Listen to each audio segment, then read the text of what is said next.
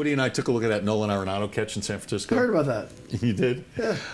And I came out and I said, by the end of the year, this will go down as the best catch of the year in Major League Baseball. We even made a bet on that. Okay. Fortunately, I didn't bet a lot of money because about 24 hours later, a guy from the Toronto Blue Jays made an unbelievable catch. Talking about Spider-Man? Yeah, let's first take a look at the Arenado catch, Where's okay? my money? Let's take a look at the Arenado catch first. Here we go. This is against the Giants. Foul ball, left side, over the tarp, into the stands. Then he comes up throwing. From the tarp. That was a hell of a play. You ever seen someone throw a baseball with 2 knees on the tarp? I still believe it will be one of the top 3 plays in the majors this year. It's like the Broncos defense from number 1 to top 3. That's right. All right. And now we need to take a look at the catch made by Kevin Pillar of the Toronto Blue Jays. This came against the Tampa Bay Rays last night. Tim Beckham was the batter. And he puts a ball to the wall and left, and Kevin Pillar does his imitation of Spider-Man. I love catches like this. Sure. I love over-the-wall catches, but I love it when they use the outfield wall to vault themselves to yet another height. Is this the same guy? This is the best catch of the year so far. But see, here's the thing. No doubt about Springer it. made a catch in right field for Houston a few days ago that caught what would have been a walk-off grand slam. So this saves a run probably. This The is other one Bo saved the Jackson. game. This is Bo Jackson-esque. It's a blowout It's a also. blowout. It's like when a guy makes an amazing dunk and they're up by 25. It's just a 2-point shot. I maintained him, and I've kept my mouth shut, but I maintained him. And Bob Ryan from the Boston Globe, who's an esteemed columnist for 50 years and friend for 45 of those, and he said yesterday, I got the second hand from the people at ESPN, that the Jeter catch, the Arenado play is being compared to Jeter making a catch. Sure. And he said Jeter made the catch on the field of play and then rolled into the stands afterward. And busted up his face. And I've thought about this because I've got a lot of emails saying that I'm ridiculous, saying that wasn't an incredible catch. He made the catch before all the stuff happened. Right. So I see catchers go into the dugout all the time, and if you're going into the opposition dugout, they all get out of the way. They're not there to help you.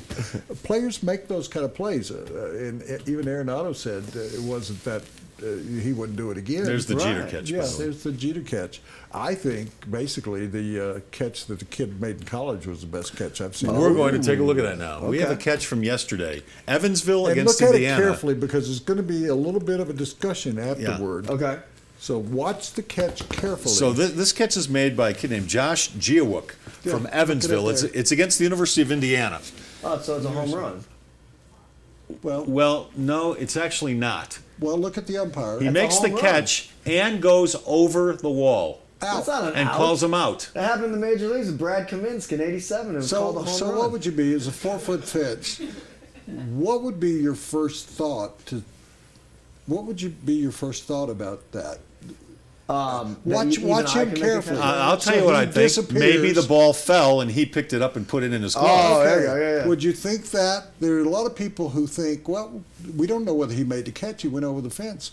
He's in the bullpen of the other team. They would know you it. think? And they would know it. Sure. Good call. But I thought about that. Look, hey, Josh, if you will, show it one more time. See, none of them were like, what in the white world? uniform. Yeah. I mean, wouldn't you think they'd be taking photos and saying, evidence. hey, look.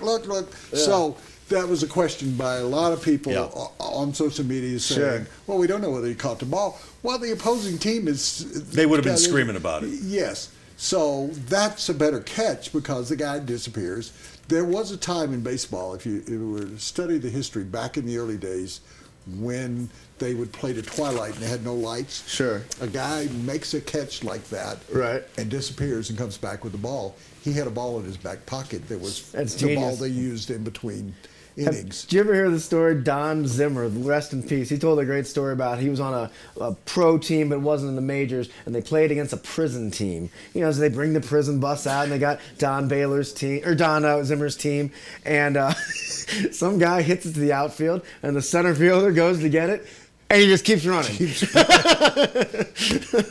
There's some great books written by a guy named H. Allen Smith, if anybody ever were to look at it, of stories like that. Okay. Of a guy who played for Salt Lake City, and a ball to first base takes a bad hop Yeah. and goes over his head.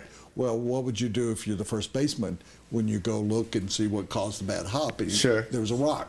Picked it up, put it in his pocket like you would, and found out later on that it was a diamond. And so he went and took it, and he quit baseball because he now was suddenly had won the Powerball. That's This a is real like story or a yeah. fiction story? Oh, sure. No, it's a real story, just like the He found a story. diamond on the diamond. Yeah, he found a diamond on the diamond, became a very wealthy man, and actually went back years later, bought the ballpark, and did some digging there.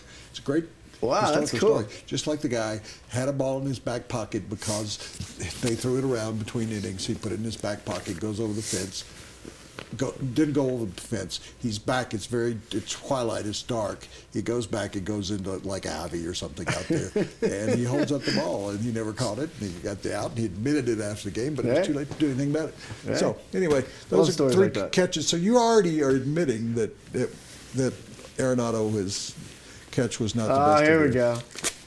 Forget Thank you. Diamond Cabaret. So There's the the problem dollar. was, we were all discussing yesterday after the show how cheap he was to only bet $1, but you turned out to be a smart guy. Smart. Yeah. because you were wrong. Well, I knew we had Hey, a Woody, long can I season to borrow go. $1? Can I borrow $1? Sure, See now, absolutely. if Woody was a really good guy, Yeah. he'd put the dollar in the Citywide Bank's swear jar, Oh, Citywide Banks. and it goes to charity. Okay. So Yeah. I don't want to put any pressure No, on him. why would you? That's why I'm whispering to you. Right. Okay. Just you and me But talking. Let's see if he's a good guy or not. Okay, we'll see. Yeah.